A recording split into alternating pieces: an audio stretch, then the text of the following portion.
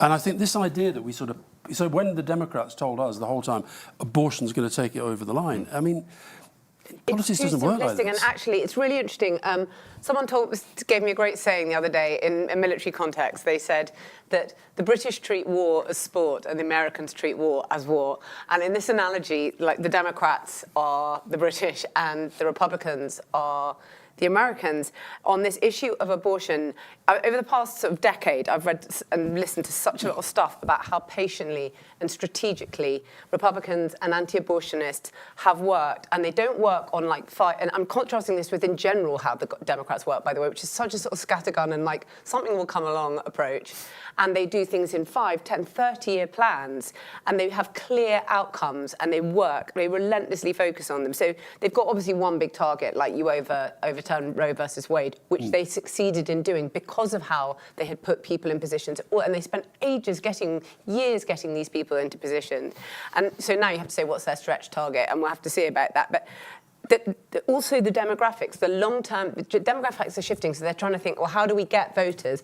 And they have these long-term plans to bring voters to them. And you see, 1 in 3 minority ethnic voters in this country voted for Trump, and that wouldn't have happened before. So they are bringing people over, but they are so strategic. By the way, if they had got the wrong result, they had the right people in places to say, no, we won't certify. They had got everything. They have all their ducks in a row. And the Democrats are just not good at this. They're so bad at planning. They don't plan ahead, and they wait for things to come up, and they are in these permanent convulsions. They are a mess. Yeah, and yet we were talking about, you were saying in Pennsylvania how brilliant the ground operation was and how they got more money.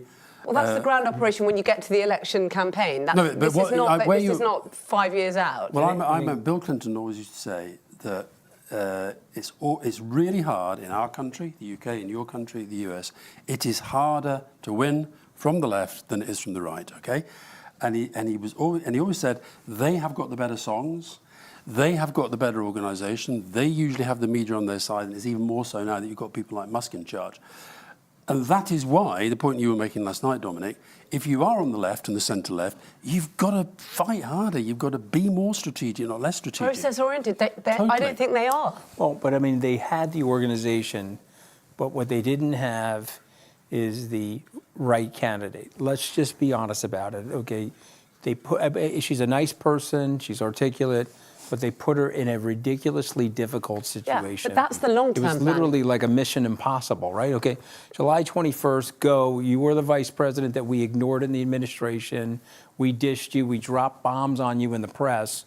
But now you're going to be the beacon of democratic hope in the society because the person that was 81 couldn't handle it.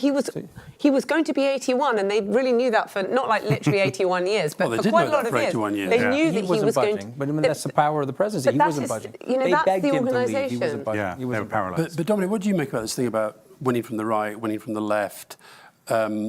Whether these left-right terminology is still as relevant as it was. Because both parties are coalitions, of course. All big parties are.